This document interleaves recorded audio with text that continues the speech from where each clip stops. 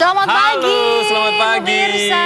Kita jumpa lagi dengan pemirsa yang ada di rumah ya. Di Intermezzo yang pasti banyak info, nggak bikin kepo. Dan hari ini saya Gede Satria bersama Nana. Karena Reza hari ini kemana sih? Reza katanya ada kepentingan hari ini, ada urusan nggak tahu apa, ada urusan keluarga. Padahal belum berkeluarga ya dia ya. Betul. Ya, dan seperti biasa kami berdua akan membawakan beberapa informasi terkini tentunya. Dan juga nanti akan kedatangan beberapa tamu yang narasumber yang akan memberikan inspirasi buat kita yang ada di sini dan juga yang ada di rumah pastinya. Informasi yang sedang hangat-hangatnya dibicarakan pada kesempatan kali ini tentunya mengenai aksi damai tanggal 4 November kemarin. Wah, ya, apa yang mau kita bicarakan? Masih hangat ya. Masih hangat. Selain itu juga akan ada dari Amerika Serikat bagaimana election yang ada di sana dilakukan dan kira-kira siapa yang akan menjadi pemenangnya. Nanti kita kasih informasi sama-sama ya, perkembangannya akan seperti apa. Dan kita akan mencoba untuk terhubung langsung dengan tim VOA yang ada di Washington DC. Oke, pemirsa, dan langsung saja kita mulai. Ini dia Intermezzo. Banyak info nggak bikin kepo.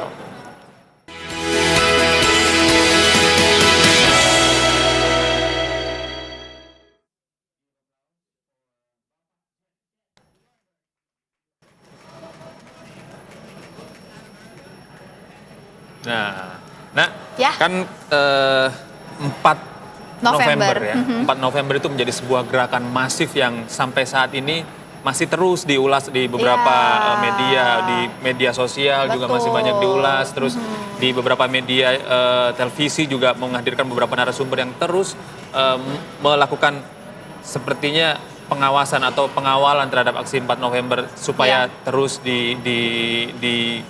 dilakukan dia di beberapa kesempatan. Nah, ini kemarin kemarin ya, Presiden Joko Widodo juga sempat kunjungan ya ke Muhammadiyah, betul sekali. Nah, ini melanjutkan roadshow politik ya pemirsa. Kita akan tampilkan untuk Anda informasi mengenai Presiden Joko Widodo yang datang ke Muhammadiyah, tentunya betul sekali, ke Pusat Dakwah Muhammadiyah Menteng, Jakarta Pusat ya, untuk membicarakan mengenai aksi damai kemarin tanggal 4 November dan pastinya ingin membicarakan kira-kira ke depan ini mau bagaimana. Iya, itu dia seperti apa? Buat yang belum nonton bisa dilihat. Boleh kita lihat sama-sama informasinya seperti apa. Ini dia pemirsa ya. Kedatangan Jokowi ke Gedung Pusat Dakwah Muhammadiyah adalah untuk membahas masalah politik yang berkembang setelah aksi 4 November lalu. Pertemuan dengan para tokoh Muhammadiyah ini sendiri berlangsung tertutup dan membicarakan 4 hal terkait persoalan bangsa yang pada saat ini.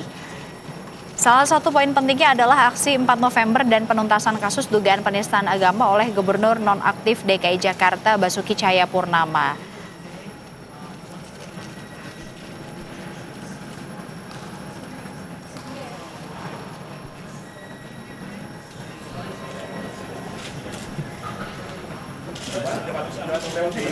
Iya,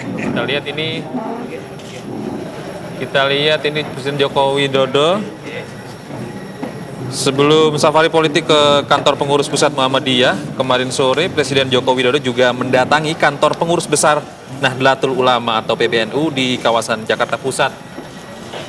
Hadir dalam pertemuan itu Ketua PBNU Said Akhil Siraj, Rois PBNU yang juga Ketua Umum Majelis Ulama Indonesia Ma'ruf Amin, serta sejumlah pengurus lainnya juga hadir. Pertemuan kemarin membahas situasi politik terkini, termasuk situasi setelah aksi 4 November, serta masalah dugaan penistaan agama oleh Gubernur DKI Jakarta nonaktif Basuki Cahayapurnama.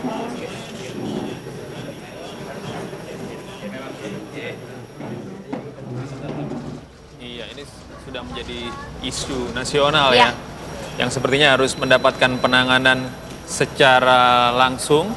Dan ini masih dalam safari politik Gede, di mana Presiden Joko Widodo juga meminta jajaran Kepolisian Republik Indonesia untuk menindak tegas pihak-pihak yang dianggap menyebabkan kekacauan tentunya ya. Itu dia nih. Ya, memang hal ini disampaikan Presiden Joko Widodo di hadapan ratusan petinggi Polri di Perguruan Tinggi Ilmu Kepolisian Jakarta Selatan. Dan menurut Jokowi, pemirsa, institusi Polri tidak boleh kalah dari sekelompok masyarakat yang membuat onar. Presiden Joko Widodo terus melakukan konsolidasi dengan beberapa pihak pasca demonstrasi 4 November yang meminta kejelasan hukum pada Basuki Cahayapurnama. Nah, sementara itu Kapolri Jenderal Tito Karnavian juga menyatakan dengan tegas Kesetiaan institusi Polri pada Presiden dan Kapolri juga menyatakan Polri masih menyelidiki kasus dugaan penistaan agama yang menjadi pemicu aksi damai 4 November lalu. Saya menegaskan tadi bahwa proses hukum terhadap Saudara Basuki Cahayapurnama akan dilakukan dengan tegas dan transparan, dan juga saya tekankan bahwa saya, sekali lagi ini juga perlu rakyat tahu, tidak akan melindungi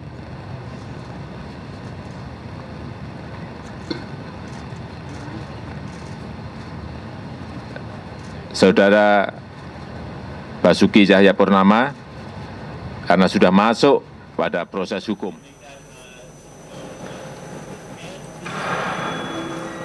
Iya, itu tadi kita lihat pidato Presiden dalam rangka kunjungannya ke PTIK, dan sebenarnya ada yang menarik dari rangkaian demonstrasi 4 November lalu ya. Betul, kalau Masjid Mobile. Iya, Masjid Mobile. Kalau sebelumnya juga selain Masjid Mobile itu banyak sekali. Kemarin ada yang memberikan kesempatan untuk mendapatkan pijit gratis. Pijit gratis. Ya. Terus ada juga yang memungut sampah secara sosial. Secara sukarela. Jadi Betul. saya kan waktu itu juga sempat ikutan melihat ya kondisi seperti apa di sana. Memang ada orang-orang yang bertugas atau dengan sukarela, membantu memberikan plastik-plastik besar-besar, putih, dan ada yang bening, ada yang hitam, diberikan kepada orang-orang yang ingin ikut serta memberikan tenaganya untuk menguntit sampah. Ini luar biasa sekali. Itu makanya kenapa dikatakan aksi damai ya, karena memang banyak orang-orang yang terketuk hatinya untuk memberikan aksi sosial mereka. Betul. Nah, untuk yang satu ini juga ada lagi, ada yang tersisa dari aksi damai 4 November lalu di tengah aksi demo di berbagai masa aliansi Islam yang terkumpul di Bundaran HI dan juga Patung Kuda, Jakarta Pusat kemarin. Terdapat hal yang cukup menarik pemirsa, yaitu Masjid Mobile alias masjid yang dapat berpindah. Nah, ini menarik nih. Masjid Mobile ini dapat membantu umat muslim untuk menjalankan ibadahnya dimanapun dan kapanpun dengan lebih khusyuk. Kita lihat sama-sama Masjid Mobile seperti apa.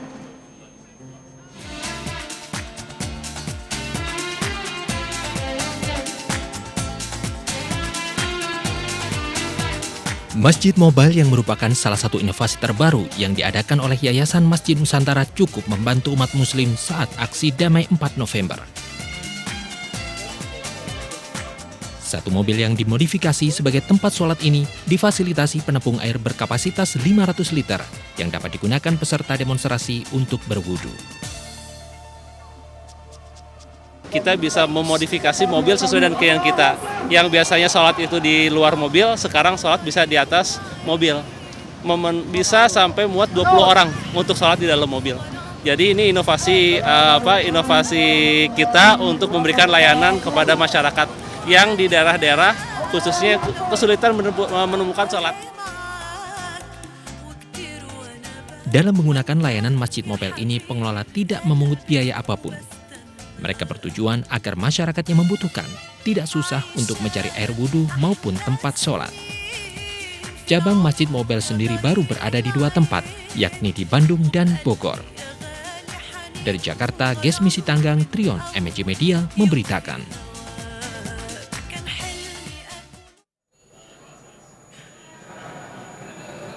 Wah, menarik ya, Nek? Menarik sekali Masjid Mobile ini. Jadi sekarang kita bisa sholat di mana saja. Meskipun sholat Jumat pun sekarang bisa di jalan misalnya. Kalau ada kondisi seperti kemarin ya demonstrasi ya, karena tempat wudhunya juga sudah disediakan. Betul, dan nyaman kok terlihat ya Masjid Mobile ini ya. Mungkin kalau misalnya kita bisa gelar ada sajadahnya banyak gitu kan, atau pakai karpet, juga itu bisa menjadi sebuah oase di tengah kekeringan untuk beribadah. Betul sekali, itu dia. Semakin banyak yang memberikan inovasi-inovasi terbaru, tentunya tadi sudah kita lihat Masjid Mobile, pemirsa, dan habis ini kita juga memberikan informasi lainnya pastinya ya. Betul, kita langsung ke Amerika. Langsung ke Amerika? Betul, sekarang juga ini? Sekarang juga kita langsung ke Amerika. Ini di mana untuk pemilihan capres sendiri katanya Hillary Clinton dia juga menggunakan hak suaranya, tepatnya adalah di TPS di Amerika Serikat. Nanti akan kita bahas. Boleh. Habis jeda ini pemirsa ya pastinya ya. Dan jangan kemana-mana, tetap di Intermezzo. Banyak info nggak bikin kepo.